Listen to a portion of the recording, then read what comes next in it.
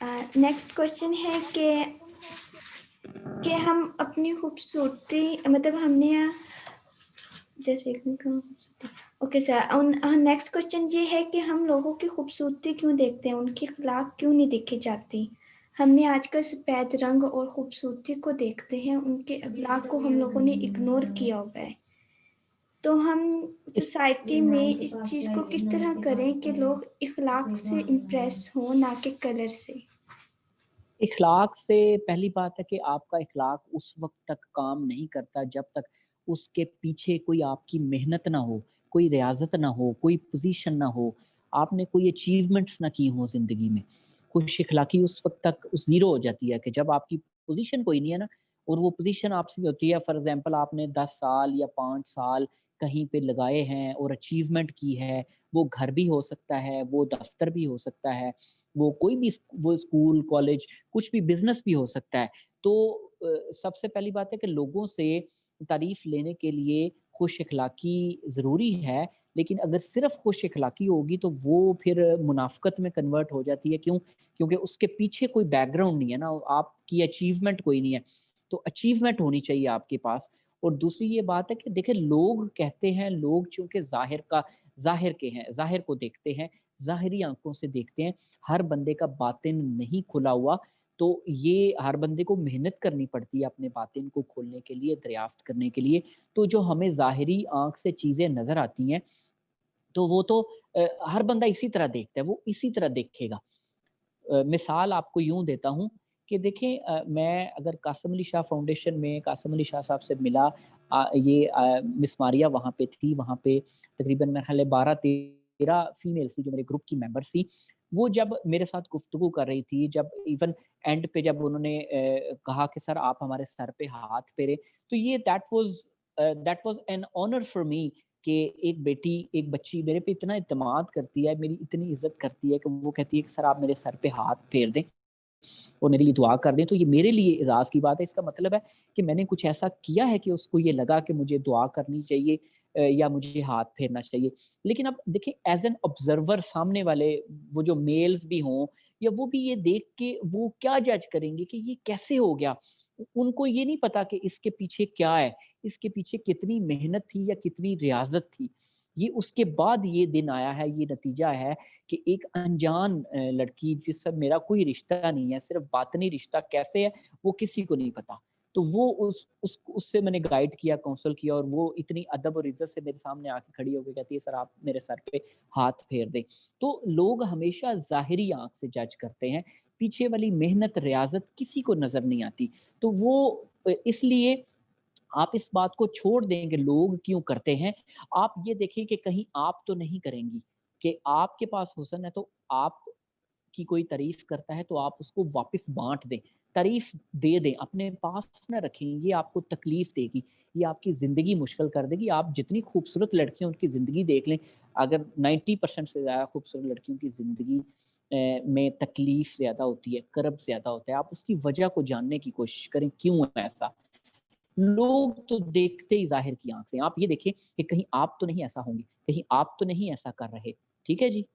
जी sir, next question. जी sir, sir जी अगर हमें हर तरफ अंधेरा नज़र आने लगे, ऐसा लगे कि हमने कुछ सीखा ही नहीं, दिमाग बिल्कुल बंद हो जाए, ज़िंदगी का कोई मकसद ही ना पता चले, मोटिवेशन ना आए, तो ऐसी सूरत में हमें क्या करना चाहिए? आप ऐसी सूरत में अल्लाह के पास हाज़िर हो जाएँ, अल्लाह से गुफ्तगू करें, क्योंकि कोई बंदा आपकी मदद नहीं कर सकता।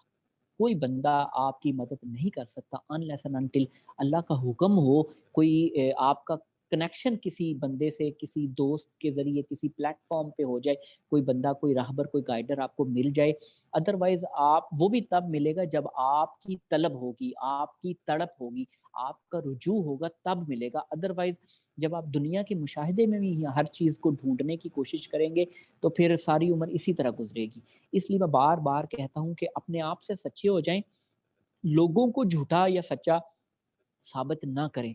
अपनी शख्सियत पे नज़र दौड़ाएँ, अपने बातन से आगाही हासिल करें, तब आपको असल सुकून मिलेगा। सब्र, बर्दाश्त और अपने आप को पहचानें, तब आपको पता चलेगा कि लोग आपके बारे में सही कह रहे हैं या गलत कह रहे हैं। अदरवाइज़ आप फिर एक बंदे की राय को दूसरे बंदे की राय से कंपेयर करेंगे उसने सही कहा या उसने सही कहा, और उसकी बात मानेंगे जिससे आपकी जज़्बाती वाबस्तगी ज़्यादा है।